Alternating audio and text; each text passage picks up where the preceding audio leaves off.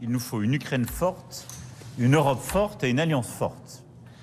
Et au fond, ce triptyque est notre agenda collectif pour les mois et les années qui viennent. Une Ukraine forte d'abord, cela veut dire que le soutien à ce pays agressé par la Russie demeure une priorité absolue. Le déploiement récent de Nord-Coréens sur la ligne de front est une escalade grave et nous continuerons de plaider pour que l'OTAN et ses alliés apportent tout leur soutien à l'armée ukrainienne aussi longtemps qu'il le faudra. C'est l'unique voie vers des négociations et je veux être clair, le moment venu, rien ne devra se décider sur l'Ukraine sans les Ukrainiens, ni sur l'Europe sans les Européens. Une Europe forte.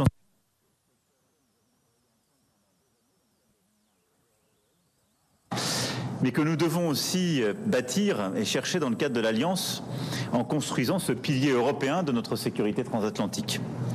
C'est aussi ce qui est attendu par l'administration américaine, à juste titre, des Européens au sein de l'Alliance. L'Europe a trop longtemps évité de porter le fardeau de sa propre sécurité et considéré qu'on pouvait, sans terme, en quelque sorte, recevoir les dividendes de la paix.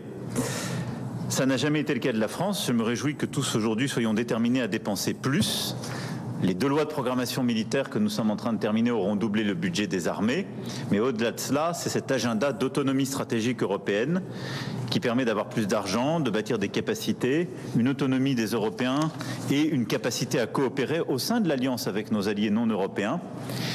Et ce faisant, à renforcer nos capacités collectives. Ce sujet est à la fois stratégique, industriel, d'innovation, mais aussi de maîtrise de coûts.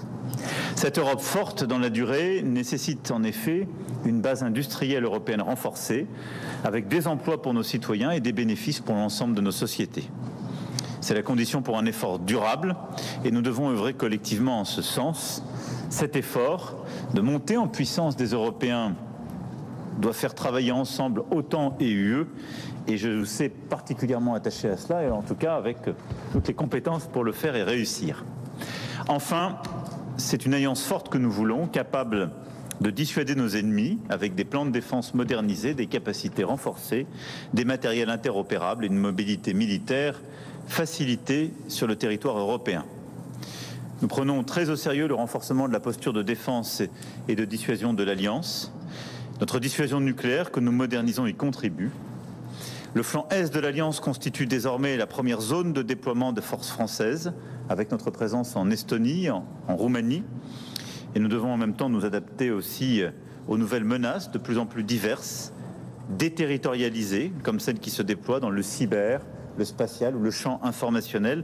Tout ça suppose de continuer à renforcer notre coordination, nos investissements, notre vision commune, et c'est en effet cette alliance forte qui aussi contribue à notre sécurité. Voilà, Monsieur le Secrétaire Général, cher Marc, en tout cas au-delà de tous ces sujets, je veux ici te redire le plaisir de pouvoir t'accueillir à nouveau à Paris.